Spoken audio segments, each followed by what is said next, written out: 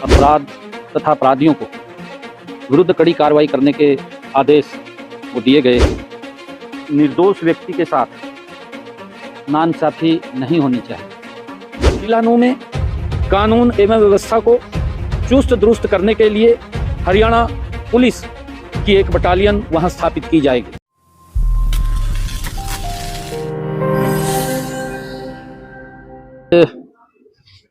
अपराध एवं कानून व्यवस्था के बारे में हमारे प्रदेश स्तरीय समीक्षा बैठक हुई है और सभी पुलिस अधीक्षकों और अन्य वरिष्ठ पुलिस के अधिकारियों को अपराध तथा अपराधियों को विरुद्ध कड़ी कार्रवाई करने के आदेश वो दिए गए हैं। मैंने यह भी कहा है कि किसी भी निर्दोष व्यक्ति के साथ नाइंसाफी नहीं होनी चाहिए, जिससे कि राज्य में पूरी तरह से अमन चैन कायम रहे। मैंने यह भी संदेश दिया है कि अच्छा काम करने वाले अधिकारियों को प्रोत्साहित किया जाएगा और काम में कोताही बरतने वाले के खिलाफ भी सख्त कार्रवाई होगी।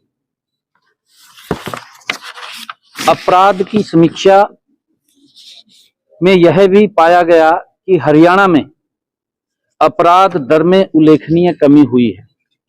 पिछले अगर हम रिकॉर्ड देखें तो इस वर्ष अपराध में कमी आई है, जो संतोष का विषय है। महिलाओं के विरुद्ध अपराध में गत वर्ष राज्य में कमी दर्ज हुई है। इसके अलावा नशे के विरुद्ध एवं साइबर क्राइम के क्षेत्र में भी अच्छा काम हुआ है। अब तक 3,350 गांव, 876 वार्डों को नशा मुक्त करने का अभियान पुलिस द्वारा चलाया गया था, उसको घोषित किया है। साइबर अपराध पर अंकुश लगाने के लिए हरियाणा पुलिस गृह मंत्रालय की तरफ से उनको प्रथम पुरस्कार भी मिला है। हरियाणा पुलिस को अपराध की रोकथाम के लिए मैंने फ्री हैंड दिया है। यह लक्ष्य भी दिया है कि नशा मुक्त अभियान को आगे बढ़ाते हुए वर्ष 2025 तक 70% गांव एवं वार्डों को नशा मुक्त किया जाए और जो इस कारोबार में शामिल हैं उनके खिलाफ सख्त कार्रवाई वो की जाए। मैंने ये भी कहा है कि विदेश में रहकर आपराधिक गतिविधियों में शामिल अपराधियों एवं यहाँ पर उनके जो सहकर्मी हैं, मान लो कॉल करते हैं और फिर जाते हैं, ऐसे लोगों के खिलाफ मुहिम चला करके इस अपराध की रीढ़ की हड्डी तोड़ने का काम हमारे पुलिस करेगी। ये भी मैंने आदेश दिए हैं। इसके लिए पुलिस को जिन भी संसाधनों की आवश्यकता है वो सभी संसाधन उपलब्ध कराए जाएंगे। इसी क्रम में जो बहादुर सैनिक हैं जिन्होंने अपराध को रोकने के लिए अच्छा काम किया है, ऐसे पुलिस कर्मियों को प्रोत्साहित करने के लिए ORP पॉलिसी वो शीघ्र लाई जाएगी, ताकि उनको जिन्होंने जान जोखिम में डाल करके अपराध को रोका है उनको प्रोत्साहित करेंगे। और इसके साथ ये भी है कि अगर कोई अपराधी रोकने में नाकाम रहा है उसके लिए भी अलग से वो सख्ताई से उसके खिलाफ भी कार्रवाई होगी, चाहे उसकी डिमोशन करें या कुछ और हो, वो पॉलिसी के अंदर सारा आएगा। ये भी हमने कहा है। हरियाणा में डायल 112 सेवा को और सक्षम बनाने के लिए रिस्पॉन्स टाइम कम करने के लिए उचित कदम उठाए जाएंगे, ताकि अभी लगभग 6.5 मिनट के अंदर पहुंचती है और गति से इसके अंदर चाहे हम अलग से उसमें और नई गाड़ियां शामिल करें।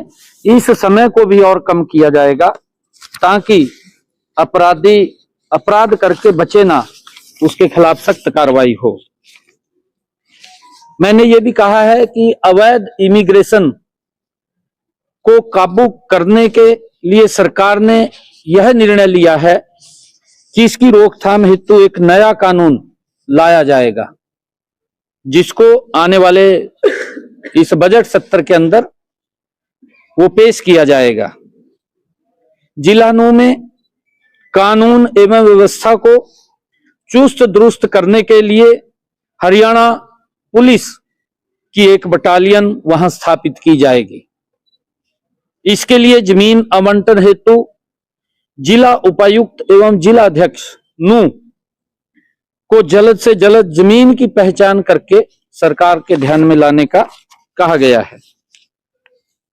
हमने चुनाव घोषणा पत्र में, अपने संकल्प पत्र में, पुलिस को आधुनिक बनाने के लिए 300 करोड़ रुपए की योजनाएं लागू करने का वायदा किया था। इसके लिए पुलिस विभाग को आज आदेश दिए गए हैं कि इसका विस्तृत प्रस्ताव जल्द से जल्द सरकार को भिजवाने को सुनिश्चित करें। हमने अपराध की रोकथाम हेतु सीसीटीवी कैमरे से मुख्य सचिव की अध्यक्षता में गठित कमेटी को अधिक से अधिक स्थानों को कवर करने के भी आदेश दिए हैं, वो भी कहा है। और हरियाणा में क्योंकि क्राइम और कम हो, जिस गति से कम हुआ है इसके अंदर और कमी आए, जो आपराधिक प्रवृत्ति के लोग हैं उनके खिलाफ सख्त कार्रवाई करते हुए उसके ऊपर नकेल कसी जाए। आज इन विषयों के ऊपर बातचीत हुई। देश में सबसे ज्यादा जो साइबर क्राइम को पकड़ने का, जो जिसने साइबर क्राइम किया है, वो केसेस हमारे हरियाणा के अंदर हैं और उसको और गति दी जाएगी। जैसा मैंने कहा है कि हमने पुलिस को इंफ्रास्ट्रक्चर को बढ़ाने के लिए कोई और आवश्यकता है, उसके लिए 300 करोड़ रुपए का बजट का बात हमने अपने मैनिफेस्टो के अंदर की थी, ताकि साइबर क्राइम की रोकथाम के लिए भी अपराधी के ऊपर तत्परता से कार्रवाई हो, उसके लिए हमने सारे प्रदेश के अंदर जो हमारे 3 लॉज आए हैं भारत पिनल कोड, उसके तहत हमारी हरियाणा वो राज्य बनेगा। जल्दी ही हम उसके तरफ पहुंच गए हैं और लगभग 28 फरवरी तक हम इसको पूर्ण कर लेंगे और 28 फरवरी के बाद कभी भी कोई कार्यक्रम होगा तो उसको हम ऑर्गेनाइज करेंगे।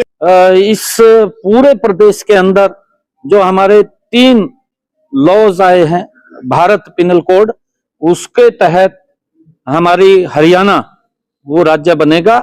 जल्दी ही हम उसके तरफ पहुंच गए हैं और लगभग 28 फरवरी तक हम इसको पूर्ण कर लेंगे और 28 फरवरी के बाद कभी भी कोई कार्यक्रम होगा तो उसको हम ऑर्गेनाइज करेंगे।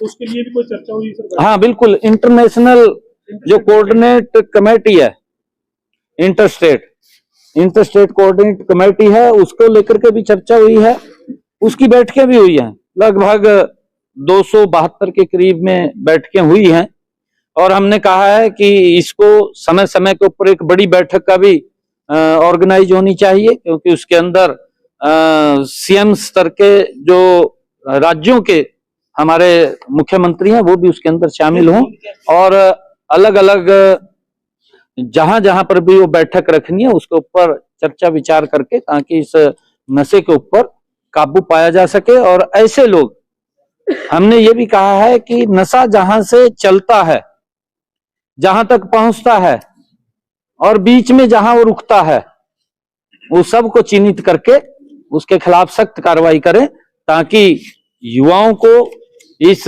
बढ़ती प्रवृत्ति से रोका जा सके। देश व प्रदेश की खबरों को सबसे पहले देखने के लिए हरियाणा वरदान चैनल को सब्सक्राइब करें, लाइक करें व शेयर करें।